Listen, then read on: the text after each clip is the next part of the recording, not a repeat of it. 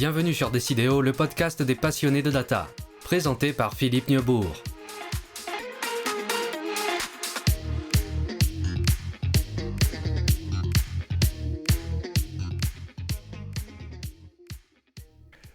Bonjour à tous, bienvenue sur Décidéo. Nous recevons aujourd'hui Alain Garnier, qui est le directeur général de Jamespot. Alain, bonjour. Est-ce que tu peux nous expliquer en deux mots ce qu'est Jamespot et finalement qui est Alain Garnier? Parce que Alain Garnier, il a des opinions, des idées à défendre, etc.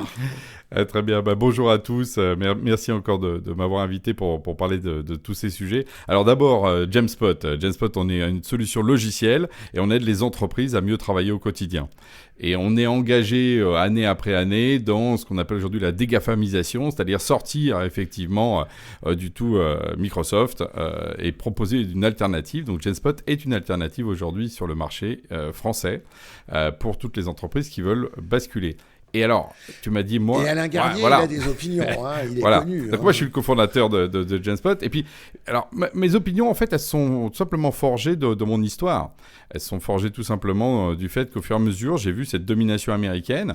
Et j'aime beaucoup nos amis américains, mais quand ils deviennent dominants, ils deviennent comme tout dominants, ils deviennent un peu détestables, un peu problématiques sur le plan économique, culturel. Donc, je me bats effectivement pour une certaine forme de souveraineté numérique retrouvée de la France. Voilà, tout simplement, et de l'Europe d'abord. Et aussi pas mal sur l'open source, non? C'est quelque chose que tu défends également? Alors, je ne suis pas un ayatollah, on va dire, même si en ce moment, parler d'ayatollah, c'est pas forcément une bonne idée. C'est pas bon, tu vas recevoir un missile. C'est pas de saison. Alors, justement, je suis absolument pas un prosélyte de l'open source parce que je pense que l'open source n'a pas encore trouvé son modèle économique qui fait que, en fait, on a effectivement une lutte un peu inégale avec d'un côté des propriétaires et de l'autre des open source. Donc, Jamespot utilise l'open source, mais n'est pas open source 100%. Donc, je ne suis pas un prosélyte de l'open source seulement, voilà.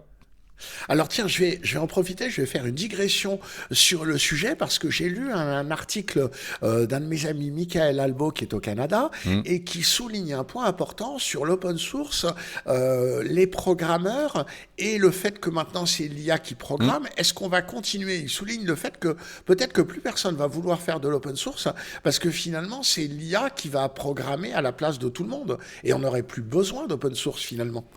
Oui, c'est une bonne façon de voir. Alors, ça, c'est vrai au détail près que justement, l'open source, c'est aussi une question d'opposabilité. Je veux voir ton code pour voir qui tu es. Mets-toi à poil et là, je vois qui tu es pour ne pas voir qu'il y a des backdoors, des problèmes, etc. Souvent, on renvoie à des questions de sécurité. C'est pas seulement le fait de pouvoir reprendre le code, mais c'est aussi pour pouvoir finalement le vérifier. Donc, je ne suis pas sûr que l'open source va disparaître à cause de ça. Par contre, la valeur du code en tant que tel est en train effectivement de totalement se transformer, vu la vitesse à laquelle on peut faire avec de l'IA des logiciels, là où avant il fallait des armées pour les réussir. Alors, on va parler de souveraineté numérique. Tu dis, nous sortons d'une approche théorique de la souveraineté numérique. Désormais, la question centrale devient, est-ce que l'organisation peut continuer à fonctionner si telle ou telle donnée ou tel système tombe? Donc finalement, souveraineté numérique, résilience, est-ce qu'il faut qu'on prévoie le pire? Alors moi, je pense que le pire n'est jamais certain, comme disait ma grand-mère, mais qu'il faut quand même un peu se prémunir. En fait, ça fait des années qu'on est en domination forte, et quand il y a des tensions, c'est pas seulement le problème économique qui était posé, mais c'est maintenant aussi le problème, effectivement, de résilience. Donc, le fait de pouvoir tourner, tout simplement, pour pas avoir de pression. Parce que on pense toujours au kill switch, on pense toujours à « je vais te couper », etc. Mais en fait, en venant, là, je rentre du ski, là, j'écoutais une émission là, sur France Inter qui parlait des mafias. Okay. Dans les mafias, par exemple les mafias les plus évoluées, par exemple la mafia sicilienne, en fait il n'y a pas tant de kill switch, on ne tue pas forcément les gens, on va juste faire des menaces. Et donc en fait simplement c'est que le problème de prévoir le pire, c'est de ne pas être sous dépendance de quelqu'un qui va dire écoutez, s'il vous plaît, j'aimerais que vous arrêtiez de faire ça, sinon, vous savez ce qu'on pourrait faire. Et là, tu arrêtes, ils n'ont même pas eu besoin de sortir les guns. Donc moi je pense qu'on peut se faire peur avec le kill switch. Mais avant ça, il y a la menace de coupure qui fait peur à tout le monde et qui fait qu'on peut changer nos comportements. Et ça, on l'a vu même là en Europe. Quand Trump bouge des sourcils, tout d'un coup, les Allemands disent non, finalement, on va peut-être pas aller autant sur la souveraineté, on va faire attention.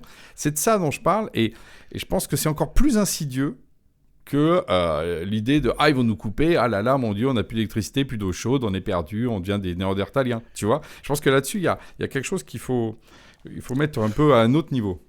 En même temps, on avait déjà évoqué avant Trump le fait qu'il pourrait nous couper, sauf que Trump, il l'a fait. On a vu l'histoire de la Cour pénale internationale, de ce juge qui explique qu'il n'a plus accès à Netflix, qu'il n'a plus accès à Amazon, etc. Donc là, le switch, il y a quelqu'un qui a appuyé dessus. Oui, tout à fait. C'est-à-dire que, mais tu vois, tu me poses la question, est-ce qu'il faut prévoir le pire ? On pense prévoir. Ce que je dis, c'est que déjà, même en dehors de ce kill switch, c'est déjà très problématique d'être sous dépendance et le fait qu'on soit obligé de te courber les chines.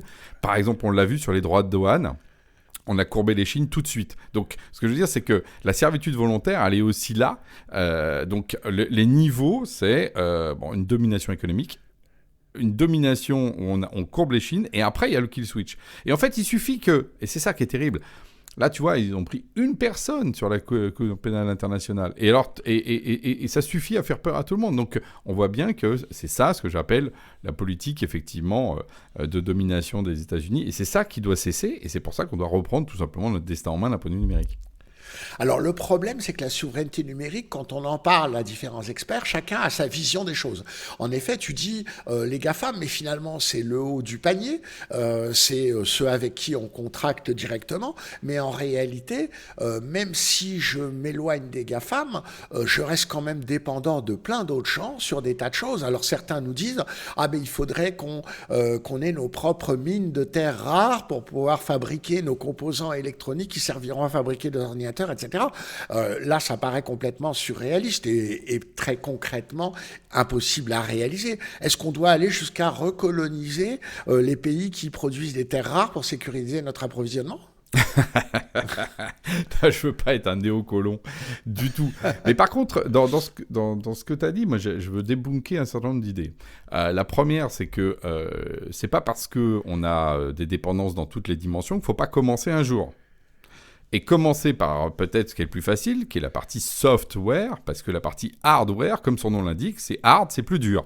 Donc, moi, je pense que c'est comme les gens qui veulent jamais se faire d'efforts. Effectivement, il y a toujours une raison de ne pas faire l'effort et commencer. Donc, il faut débunker cette idée. Non, on peut commencer déjà à se dégafamiser par le software. Point numéro 1.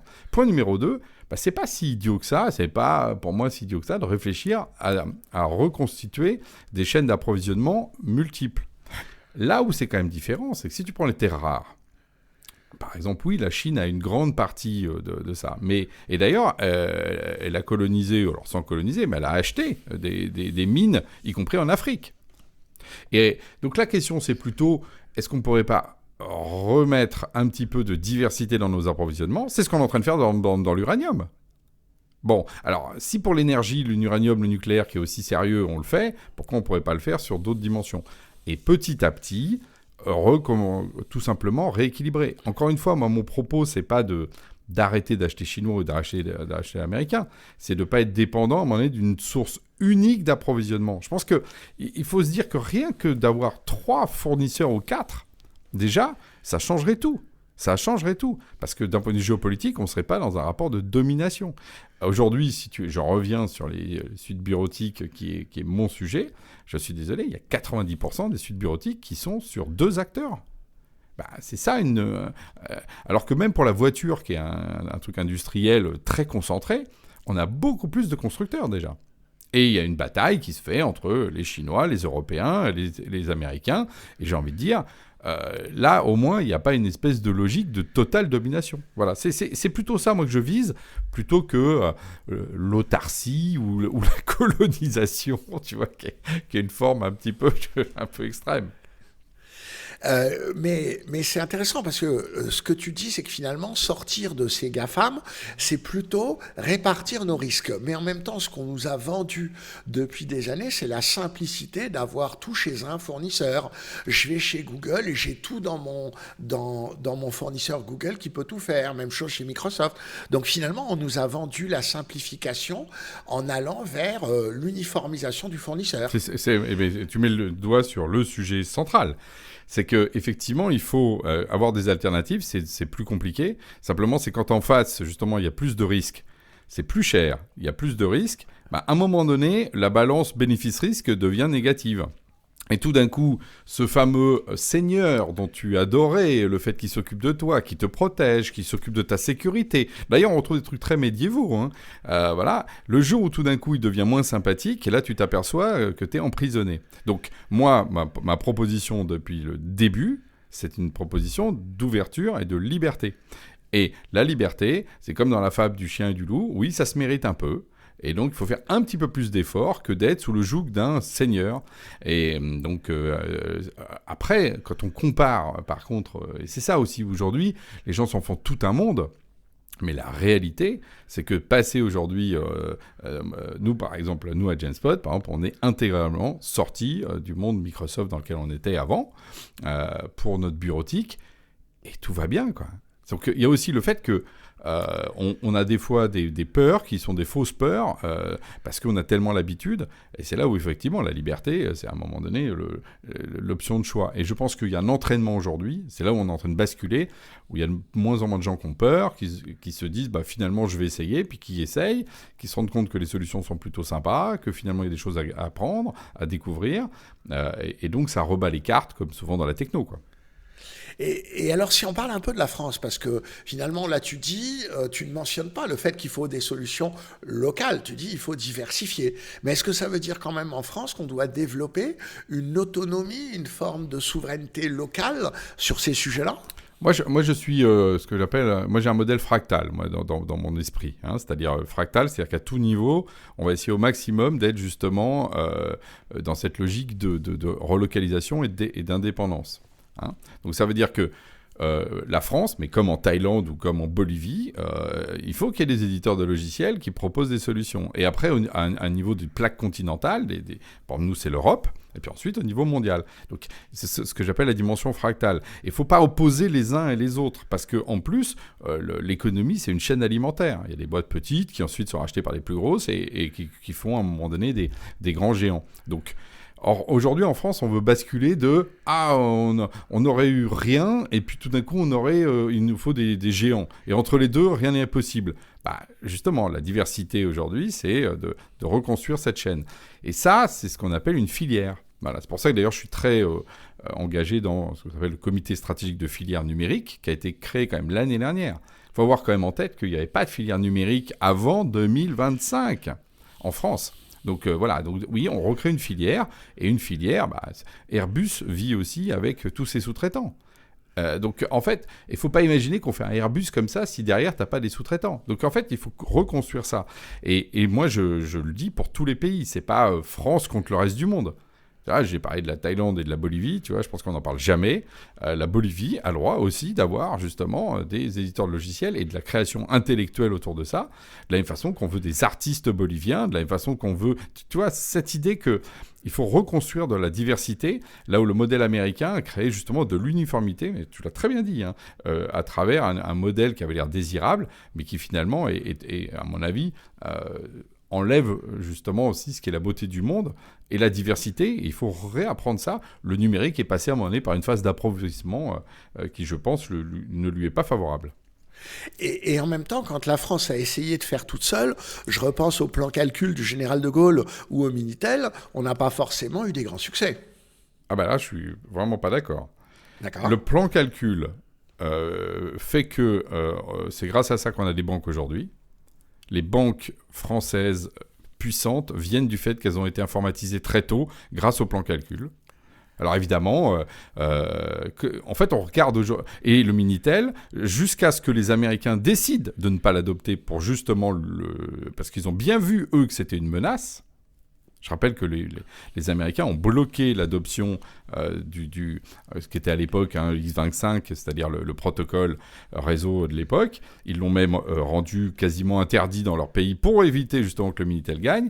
N'empêche qu'à un moment donné, on a été une nation jusqu'au Minitel qui était peut-être la plus numérisée dans les pays occidentaux. Donc non, ça a été des formidables victoires. Sauf que après, les Américains ont vraiment compris, enfin les Japonais d'abord, les Japonais d'abord, et ensuite les Américains ont compris qu'il y avait justement vraiment un terrain économique de dingue derrière ça, et eux ils ont mis le paquet, ils ont verrouillé le marché, et aujourd'hui oui on est verrouillé, mais jusqu'à ces moments où on mettait encore de l'argent sur la table, on n'avait pas de honte à ça. Et d'ailleurs, c'est pour ça qu'on a tant d'informaticiens aujourd'hui. C'est parce qu'il y a eu les fameux Thomson et Mossin qui étaient au 7. Et qu'on a tant d'écoles d'ingénieurs. Enfin, justement, moi, je trouve que là, on vit... on raconte notre histoire. On a un narratif totalement faux. Par contre, qu'on décroche à partir des années 2000. Ça, c'est vrai. On ne croit pas au web. Voilà. On ne croit pas à Internet. Et là, effectivement, à partir de là, on ne croit pas au cloud. Et là, maintenant, on croit à l'IA. Voilà. Donc, on a eu 20 ans de périodes sombres comme les périodes médiévales. Une dernière question, parce que si on imagine, je comprends, on fait dans chaque pays, on soutient l'innovation, on a des éditeurs de logiciels boliviens, thaïlandais et français, mais finalement aujourd'hui on est dans un monde global, un monde où on doit interopérer, où on doit communiquer, etc. Comment on fait pour communiquer avec les 150 éditeurs des différents pays qui auront choisi des technologies différentes? Ça devient un capharnaüm, alors que justement, là où Google, Microsoft nous proposaient cette fameuse solution mondiale. Eh bien déjà, en fait, la communication unifiée, elle se fait par les standards, par exemple, qui ont amené Internet. Je suis désolé, le mail, par exemple, qui a été privatisé par Google et Microsoft, en fait, c'est un protocole standard ouvert. On peut envoyer un mail et tout le monde continue à s'envoyer un mail. On a organisé ce podcast avec un mail. Donc, à un moment donné, le mail reste, par exemple, un standard ouvert. Donc, c'est pareil. C'est faux de penser que c'est comme si on disait « Ah, mais oui, il y a les voitures sur les routes, donc les routes, il faut les privatiser. » Non, les routes peuvent être justement des standards et dessus, tu mets des voitures différentes. Simplement, il faut qu'elles se conforment. Simplement, c'est que ce qui s'est passé, c'est qu'on a laissé, par exemple, Google et Microsoft préempter le mail, qui fait qu'aujourd'hui, par exemple, c'est eux qui décident, la pluie du beau temps, de savoir qui a le droit d'émettre des mails et qui n'a pas le droit de le faire. Donc, en fait, il faut déplacer le sujet. On doit re-rendre standard et public les standards, par exemple, d'échange d'informations, d'interopérabilité. Je rappelle que Microsoft a perdu 3 procès sur la question des standards fermés sur ses propres documents, et qui ne veut toujours pas passer au format universel, le point ODS. Donc c'est là où il faut qu'on porte le truc. Les documents, les échanges d'informations doivent être standardisés, et après, les logiciels viennent se poser là-dessus. Et ils peuvent être du coup divers. Et comment on les force à se standardiser si tous ces centres de décision, l'ICANN et autres, sont aux États-Unis ? Parce que tout simplement les États-Unis, à force, comme tout empire, finira par tomber, tout simplement, parce que il n'y a pas d'empire qui n'est pas monnaie détestable, et qu'au contraire, tout le monde a soif de liberté et de revivre sa propre culture. Ça prendra un peu de temps. 20 ans à l'échelle de l'humanité, c'est rien. À l'échelle d'un humain, c'est beaucoup. Et donc moi, ce que je vois, c'est le retour tout simplement, et non pas la fin de l'Empire américain, mais le fait qu'ils redeviennent un empire normal. Et c'est pas parce qu'ils vont mettre des bombes à droite à gauche qu'ils auront raison à la fin. Je pense qu'il faut revenir à quelque chose de beaucoup plus pacifié dans nos relations. Et ça commence par l'économie et le numérique. Et c'est toute la proposition de valeur, moi, que j'ai à travers la souveraineté numérique que je porte. La fin de l'Empire américain, ça pourrait faire, je ne sais pas si c'est pas déjà un titre de film. Oui, c'est un film, ouais. D'ailleurs. C'est aussi un livre de Emmanuel Todd, très intéressant, que je conseille, parce qu'il a pas appris une ride. Non, je pense que tu vois, tu parlais de mes convictions. Les valeurs que je porte, elles sont, à mon avis, universelles et elles dépassent l'horizon de temps. Il n'y a pas de moment où un empire, à un moment donné, n'est pas devenu too greedy, comme disent les Américains, et finit par dévorer ses enfants. Regarde là ce qui s'est passé sur la séquence. Les Américains ont même dévoré l'Europe, avec laquelle pourtant on était en paix avec eux depuis des années. Donc, ils ne peuvent pas s'arrêter, parce qu'ils ont besoin encore de plus de matière, de plus d'énergie, de plus d'argent. À un moment donné, ça s'arrêtera. Donc, revenons à quelque chose de plus positif. Et je peux vous dire, nos clients, nous par exemple, effectivement, souvent ils redécouvrent du plaisir à ne pas être, ce que tu as dit, dans cette logique d'uniformisation. Imaginez si vous mangiez toujours la même chose à la cantine tous les midis, c'est triste. Voilà. Donc on propose aussi quelque chose de plus épanouissant pour les gens. C'est une bonne analogie parce que justement le fast-food, on y va peut-être de temps en temps, mais c'est préférable de ne pas y aller tous les jours non plus. Voilà, et on est bien content d'avoir justement d'aller à un resto italien, d'aller manger thaïlandais, tu vois, pour reprendre l'histoire, et même bolivien. Moi j'en ai un au bout de la rue à Montreuil là. Et donc oui, c'est aussi cette diversité là. En tant qu'humain dont on a besoin, et on en a besoin dans le business aussi, parce que la créativité, à l'ère des IA, elle va aussi se construire par la culture. Et je pense qu'on se rappellera le moment où, comme pour la Ford T, rappelle-toi la Ford T, ils disaient « Ah ils peuvent être de n'importe quelle couleur à partir du moment où elle est noire. » Aujourd'hui, on peut prendre n'importe quelle suite bureautique à partir du moment où c'est Microsoft. C'est pareil. Un jour, on se rappellera qu'il y avait une uniformité, on se dira « Mais comment c'était possible ?» Et je pense que les IA vont accélérer cette diversité et non pas justement renforcer le modèle américain. Est-ce qu'il n'y a pas une différence culturelle? Là, je trouve que ce sujet-là est très intéressant, une différence culturelle. L'Américain, moyen ou pas moyen, il aime peut-être l'uniformité, il aime aller toujours manger un burger, il aime avoir une Ford T noire, il aime tout sur Google, alors que est-ce que ce serait notre culture européenne qui aimerait la diversité? Je dirais que là-dessus, déjà les Américains sont peut-être effectivement, et encore, parce qu'ils aiment bien se différencier. Think different, Steve Jobs a été mis quand même au sommet en disant think different. D'ailleurs, moi je pense que c'est aussi le grand mensonge qu'il y a derrière la Silicon Valley, quoi. Think different, mais enfin prends la même chose, quoi. Tu vois ce que c'est pas que l'Europe, c'est pas que l'Occident. La Chine est aussi très. D'ailleurs, c'est pour ça qu'on a des relations assez fortes, et aussi dans cette diversité. Et tous les pays, quand tu demandes, les gens ils sont dans un rapport à la diversité. Ce qu'on a confondu, c'est la question de la diversité et la question de la pauvreté. Voilà. On n'a pas envie d'être dans une diversité quand on est pauvre. On préfère être riche. Et il vaut mieux être riche et ressembler à l'Américain que être pauvre dans la diversité. Donc voilà, moi c'est pour ça que mon modèle que je propose et que je défends tous les jours, c'est qu'il faut être et riche et dans la diversité. Donc ça veut dire qu'il y en a certains qui doivent effectivement laisser un peu de place. C'est assez basique. Alain Garnier, merci beaucoup, des idées très intéressantes. D'ailleurs, on peut te retrouver, tu publies sur LinkedIn et sur d'autres réseaux des émissions régulières, je crois. Tous les vendredis, mon podcast Bonjour les spotters, où j'analyse un sujet justement du numérique, plutôt dans l'actualité, en lui donnant un peu de perspective. Voilà, on peut me retrouver là tous les vendredis. Puis on peut retrouver aussi quand même, je vais faire sur Genspot, pour aller tester la solution. Vous verrez que vous pouvez migrer depuis vos solutions bureautiques vers un monde meilleur. Et voilà, extrêmement intéressant. Écoutez les opinions d'Alain et les autres. Faites de la diversité aussi dans vos opinions. N'allez pas tout demander à ChatGPT. Il n'a pas forcément la bonne réponse. Alain Garnier, merci beaucoup. On se retrouve très prochainement sur Décidéo pour de nouvelles interviews. On se retrouve très bientôt sur Décidéo pour un nouveau podcast des passionnés de data.